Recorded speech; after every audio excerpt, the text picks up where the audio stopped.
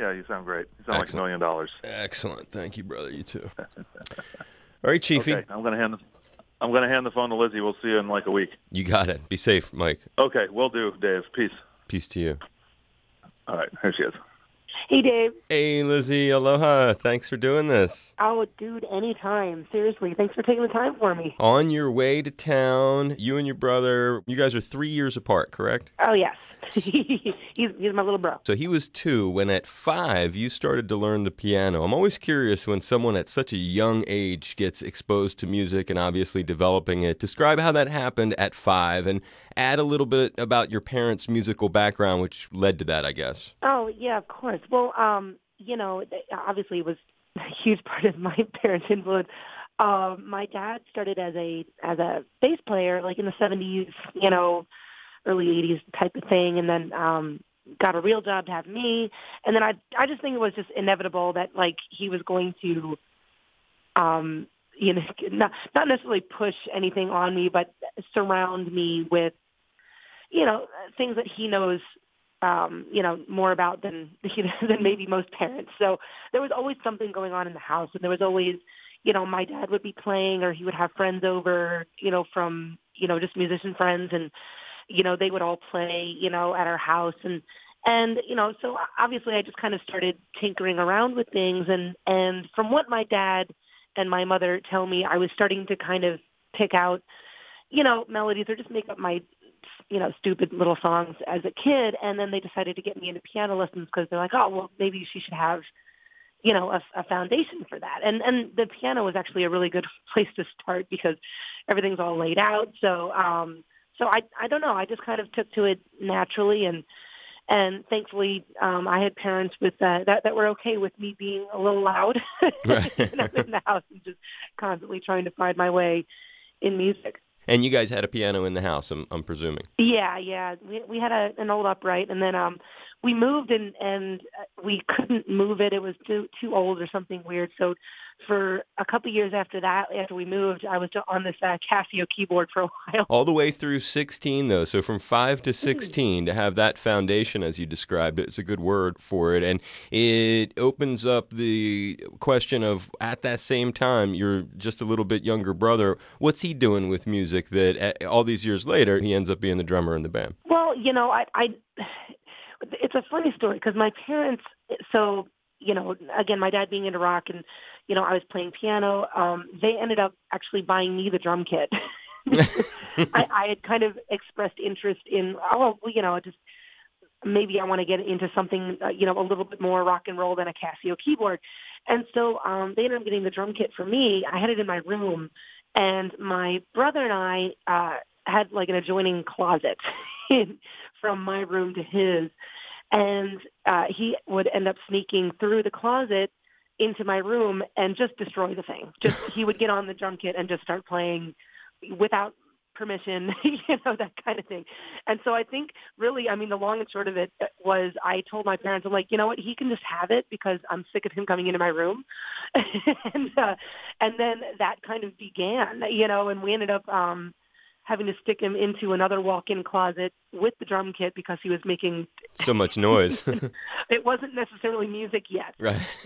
And but he was just kind of determined, and I feel like maybe there was a little bit of, from what I remember, we would talk about stuff like that. We would talk about like, oh, let's just pretend we're in a band together, and we would start to kind of jam together, and then when I was 13 and he was 10, we were just kind of like starting to make up songs together just in our parents' living room. And it was just something that we did, just when my parents had friends over or around Christmas time kind of thing, we would just kind of like learn some songs or play original songs, stupid things that we were making up. And then we ended up, entering ourselves in a talent show. The summer of 97. And, and on the way to the show, my little brother basically turns to me and he says, well, we need a band name. And I turned to him like, dude, we're just doing this for fun. It's not a band. The classic big sister, little brother argument. and, as little brothers do, he just annoyed the hell out of me until I'm like, okay, fine. What do you want to call the band? and he suggested Halestorm. Wow. And I'm like, well, that'll work for today. And then really, I mean, the light switch went on, during that performance. It was the Schuylkill County Fair in central Pennsylvania, and there was hay bale tossing, and then there was a talent show, basically. Amazing. And we ended up, playing a 5-minute song that we wrote called Love is Power, and then we ended up, we had a drum solo in the middle of it. And I just remember getting off stage and be like, dude, do you want to do this again? This is crazy. We're playing in front of all these strangers, and we're like shaking with excitement. Yeah, let's see if Mom knows another place we can play. So that was kind of where it started. And I remember being at the kitchen table that night, like literally eating like chicken and mashed potatoes, and discussing with my parents, like, I think this is it, like, this is so cool. Like, I really want to do this. And little bro, in a strange turn of events that night, he like literally with a mouthful of mashed potatoes. I remember this very vividly. I was like, well, I'm still can play with you, right, Liz? And I'm like, well, yeah, of course, we're a band, remember? Like this whole argument goes over the course of the day, and finally ends up being like, okay, yeah, we're doing this. And we literally, he and I have the same dynamic now that we did then.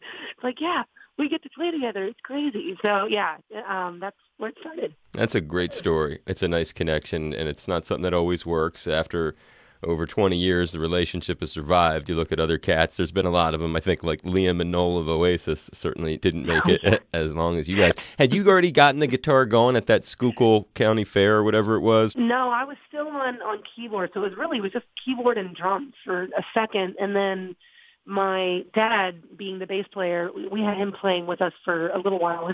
And that was a funny thing too. Just imagine all of the things that normally happen in your childhood, like the little stages of growing up and coming into your own, but you're just throwing this band in the mix. So basically, we had Dad in the band, and it was really cool for like a summer, Right. And like when Dad's still cool, and then all of a sudden you become like, teenager, the transition from 13 to 14 is like, well, I don't know. It's not really cool to be with Dad all the time in the band.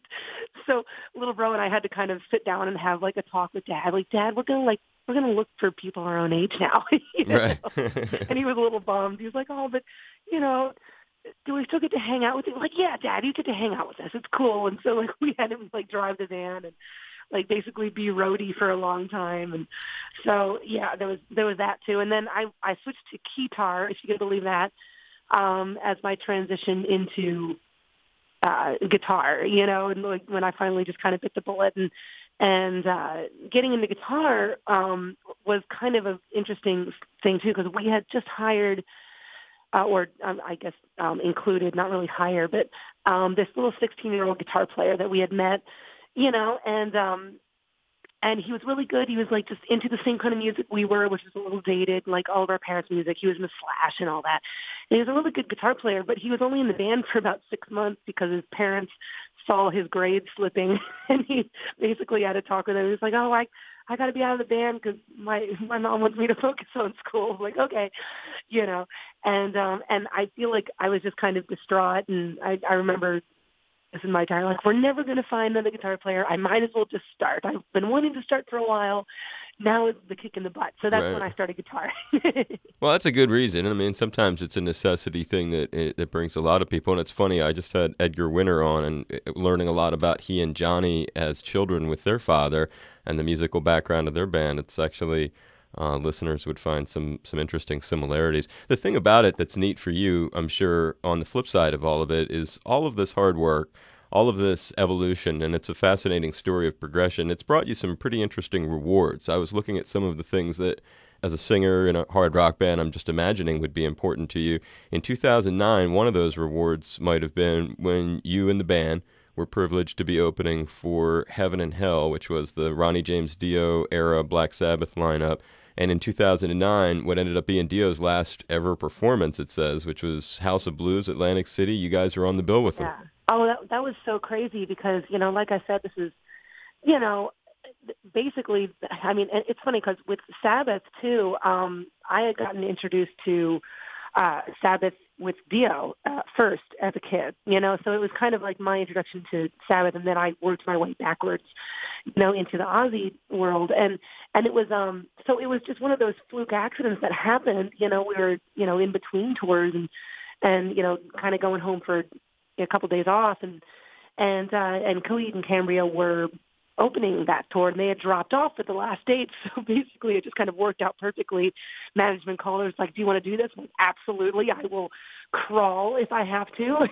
One show only? Yeah, one show only. Wow. And oh man. So we weren't even on the tour with them, but it was just so cool because this is part of the reason that kind of seeped into your brain when you're a kid that this foundation that you're the reason that you're actually doing what you're doing pretty much. And they were just so wonderful, just like such amazing, rocker dudes that, I mean, they had, it's so funny that I think about it now because they were so nice to us and hung out with us all night, until we left, and then still like just took the time, to just, welcome us with open arms, even though they have no idea who we are, and I think about that, like, if they just wanted to, like, be, in their bus and, very just reclusive and not, talk to anybody, like, that would be totally understandable. They've been in the music business for like 40 plus years, but the fact that they were so incredibly inclusive is just, I take that with me forever. And then, we kept in touch with a bunch of their crew after that show, and they would come to our shows, and even after we heard about Ronnie, being diagnosed, and so we would ask, "Oh, how's he doing?" "Oh, he's great. He got to keep all of his hair. He's awesome."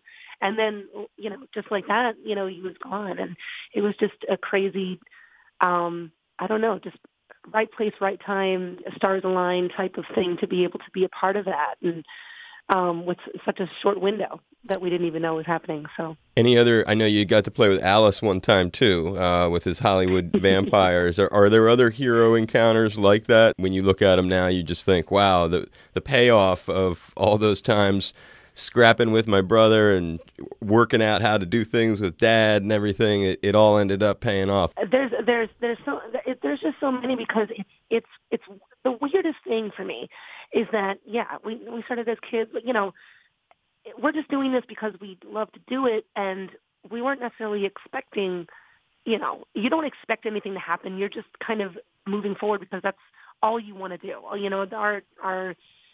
goal, has never really changed. It's just always to just continue every single day. So like just being able to meet and perform with Alice Cooper, and the guy that my dad gave me Love It to Death when I was 11, and I took it to a sleepover when we moved. Right.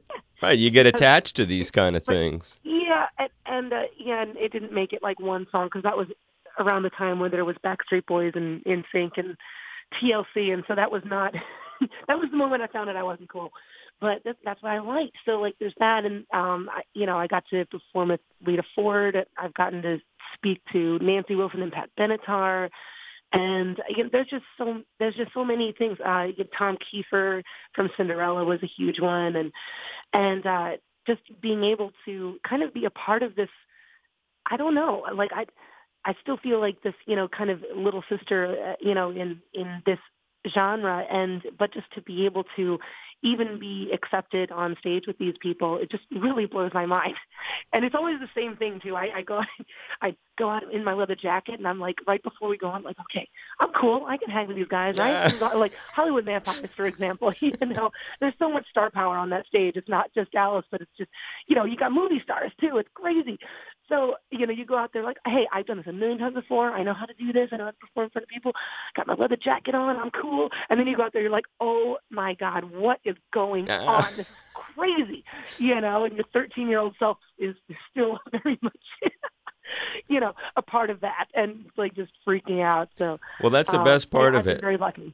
You are very lucky, and that's the best part when you say that 13-year-old self. I'm sure almost any adult listening to you in any line of work is saying that's the feeling that you want to keep, is to be able to still feel that way when you have evolved into being an adult. It's great getting to talk to you. It's Lzzy Hale. She's coming to town and playing at the Republic. It's this coming Saturday. Halestorm is the band, and really thrilled because not only is she coming, she's bringing my longtime buddy from college. I've known him like more than half my life, who's the manager of the band. So looking forward to seeing Mike as well when you get here. Thanks for all the time that you gave us today. Appreciate it. Oh, dude, anytime. Thanks for taking the time with me. And isn't Mike the best, by the way? Say again? He's not here to defend him, so Mike is the absolute best, isn't he? Yeah. Oh, I mean, he's a huge one of my very closest friends, and it's just a thrill that you get to work with him. Yes, he's one of the best, and he's a very good guy. And you're in good hands, Lzzy. Hell yeah, man! Another tick off the I'm one of the luckiest ladies out there. So no doubt. You are absolutely freaking delightful, and I appreciate you taking the time, darling. You're so welcome. Aloha! It's Lzzy Hale from Halestorm. We're in a great place this afternoon. Tune in to my friend Dave Lauren. Aloha, Dave. It's Hawaii Public Radio and all things considered. Now more than ever, we need your help. So please make a pledge. Here's how, and thanks for your support. Looks like we got it, Lzzy. Yeah. You're such a professional. I like it. Thank you. Thank you so much. Big hugs, high fives, and we'll see you real soon. And give Mike a big hug for me, and I can't wait to see you again. I definitely will, darling. I'll see you very, very soon. Take care, Lzzy. Be safe. Aloha. Bye, hon.